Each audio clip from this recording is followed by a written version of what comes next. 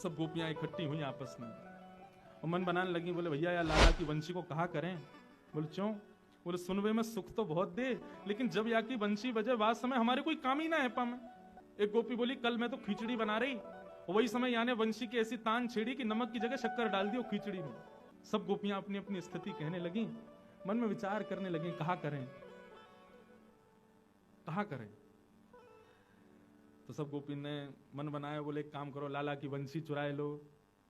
लाला की बंशी चुरा लेंगे तो बजा ही नहीं पावेगो, बजा नहीं पावेगो तो फिर हमारे काम धंधे हुए जाए करेंगे। और तो सुनो वहां में एक फायदा और रहेगा, जब सुनवे को मन करे ना तब दे दे करेंगे ले लाला, और फिर आगे बाद जब हमें काम करने होंगे फिर कोई गोपियां भेज के फिर चुरा लेंगे।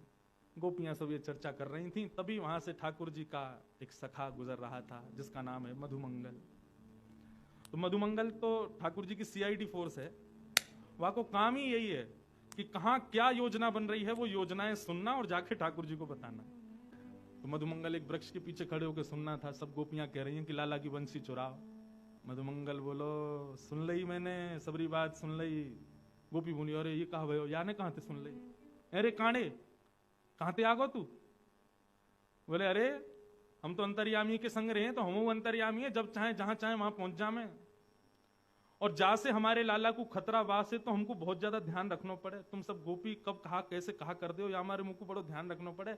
और आज मैंने सुन ली है तुम्हारी बात जो तुम कह रही हो। अरे सखियों अरे गोपियों तुम तो बड़ी निर्दयी हो, बताओ हमारे लाला के बारे में ऐसा सोचो। सब गोपी बोली कहा सुनो तेने?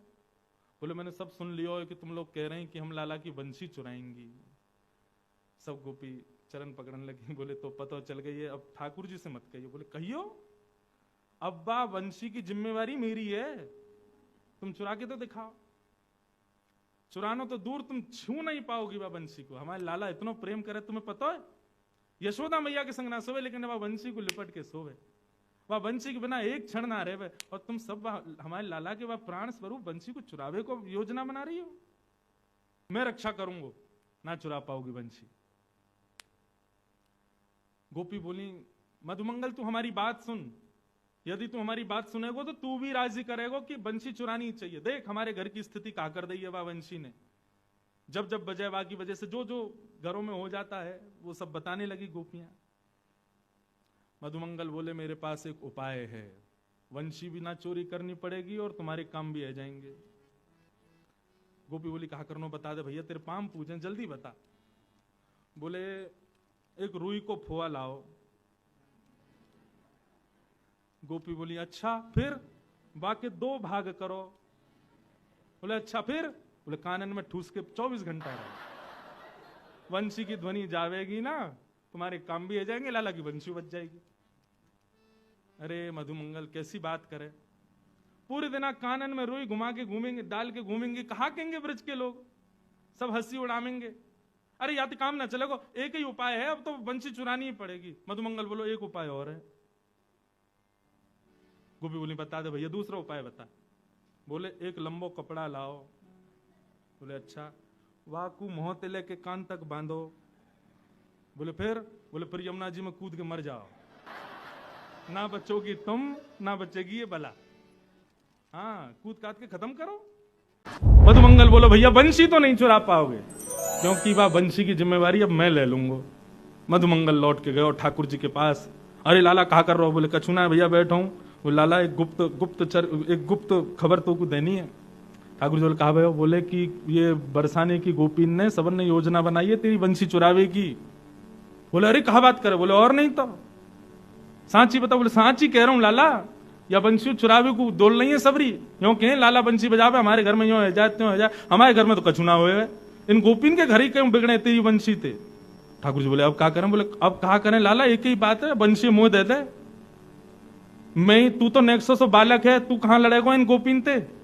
मैंने थोड़ा बड़ा हूं मुस्टंड हूं, एक लड़ लूंगा इन तेला बंशी मुंह दे, या की रक्षा मैं करूंगा। ठाकुर जी बोले देख ले प्राणन ते प्यारी है, दे तो रहूं। तो बोले तू चिंता मत करे, ला दे मुझको। ठाकुर जी ने अपनी बंशी मधुमंगल को दे दी। अब मधुमंगल ने फेंट बांधी, फेंट में बंशी लगाई और गयो पेड़ के नीचे जाकर के बैठ गयो तपस्वी बन के। इतने में ही सब गोपियां वहां से निकल रही थीं। गोपी ने देखी महाराज तपस्वी बैठो है, और सबने देख ली फेंट में बंशी बंधी है ठाकुर जी की। सब गोपी ने घेर लियो मधुमंगल। अरे आज तो भजन कर रहे हो? बोले बिल्कुल परेशान मत करियो मुझको, नाम जप कर रहा हूं मैं, भजन कर रहा हूं। बोले अरे भजन में कब ते बैठे, सवेरे ते बैठे होंगे, थक गए होंगे, न हम आपको कछु खवाए दें पिवाए दें, न आपको भूख लगी होगी। तब गोपी ने अपने अपने माखन के मटका खोल खोल के सामने धर दिए। माखन तो मतलब ठाकुर जी और ठाकुर जी सखा बा के आगे तो फिर कछु नहीं, मुंह में पानी आ गो। सब गोपी बोली आओ हम अपने हाथन से आपको पवाए दें। मधुमंगल तो आनंद देते, वो भूल गो वंशी की रक्षा करनी है, मुंह खोल के बैठ गो, लाओ पवाओ।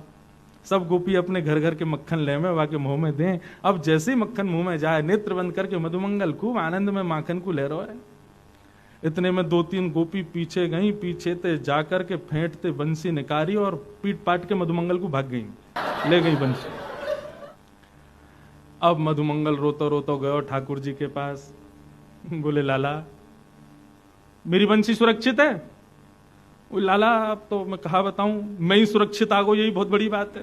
कि अब तो जैसी पता चली बंसी चोरी है गई, ठाकुर जी तो अब इतने परेशान। कहाँ गई होगी? बोले बरसाने की गोपी ले गई हैं तो जरूर श्री जी को जाके दे दी होगी। अब तो लाला उन्हीं के पास जा, वही तेरी रक्षा करेंगी, वही तो पे कृपा करेंगी। ठाकुर जी बरसाने पहुंचे। अच्छा, ये सब योजना गोपियों ने श्री जी के नेतृत्व में ही की थी। पहले श्री जी को जाके बताई थी, बोले भैया जादनाते ही बंशी ठाकुर जी की भजन लगी है। बोले लगे तो बहुत अच्छा है, लेकिन हमारे घर बार तो सब बिगड़ रहे हैं बैठे। श्री जी आप आज्ञा दो तो हम बाको चोरी कर लाएं। पहले तो श्री जी ने मना किया, लेकिन फिर ललिता विशाखा ने प्रलोभन दियो, बोले बंशी चोरी हो जाएगी तो वह बंशी को लेवे श्याम सुंदर आमेंगे। तो श्री जी को लगे अच्छा श्याम सुंदर यहां आमेंगे? बोले हाँ। अब तो दोनों ही एक दूसरे को देखवे के चकोर हैं। श्री जी ने भी आज्ञा दी, कर लाओ चोरी। नेक देर में ही ठाकुर जी पधारे। मोह उतरो भयो है आंखन में मोटे मोटे बिंदु। श्री जी के चरणन में जाकर के निवेदन कर रहे हैं, हे श्यामाजू मेरी मुरलिया दे दो। किशोरी जी बोली देखो श्याम सुंदर, हमें आपकी वंशी से कोई बैर नहीं है, लेकिन इन गोपीन की बात सुनो, ये भी गलत नहीं है। सब गोपियों ने बताया, बोले जब ये वंशी बजा में हमारे घर में ऐसा ऐसा रह जाए, कोई पानी भरती रह जाए, कोई भोजन बनाती रह जाए, कोई सोती रह जाए, कोई मुस्कुराती रह जाए, कोई रोती रह जाए, ऐसी स्थिति या वंशी तो होगी तो कैसे चलेंगे काम? ठाकुर जी बिल्कुल भाव में आ गए, रोवे ही बारे ने का देर में हाथ जोड़ के कह रहे हैं, हे श्यामाजू मैंने वंशी कोई के घर बिगाड़वे को थोड़ी बजाई है। मुझे कहा पतो ये गोपी कब कहा कौन सी लीला कर रही है। मैं तो आपको जब स्मरण करूं, आपको याद करूं, तब वह वंशी को वादन करूं। श्यामाजू मैं तो आपको दास हूं, मैं तो आपको सेवक हूं। नागपुर वारी ने बड़ी हंसी आ रही है, लाला सेवक कह रहे हैं अपने आप। ठाकुर जी के नेत्रन में जैसी मोटे मोटे आंसू आए, इतने में श्री जी ने इशारा किया गोपिन से, बोले रहने दो, अब मान जाओ इनकी बात। तब एक गोपी किशोरी जी से ऐसो के, अच्छा ठीक है अब दया करके इनकी वंशी इनको दे दो।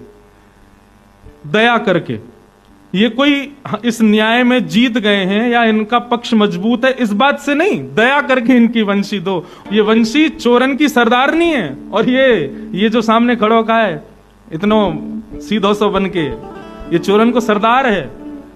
इन दोनों की जोड़ी बनी भैया श्यामाजू। तब उन गोपिन के भाव सुनकर के श्री जी ने न्याय में जीते नहीं है, दया करके वंशी को ठाकुर जी को प्रदान किया। अच्छा लो रखो अपने पास। जैसे ही ठाकुर जी के हाथ में वंशी आई, ठाकुर जी के तो तेवर ही बदल गए, आंखन के ढंग बदल गए, चेहरे को रंग बदल गए। बोले ऐरी गोपी का कह रही, ये चोर नहीं है, मैं चोर हूं? ले रुक अभी बताऊं। इतने में ही ठाकुर जी ने दर पर रखी वंशी और जैसे ही नाद किया, सबरी गोपी वहीं मूर्छित होकर गिर गई। और श्यामा श्याम की अद्भुत लीला का ये मधुर भाव प्रकट हुआ।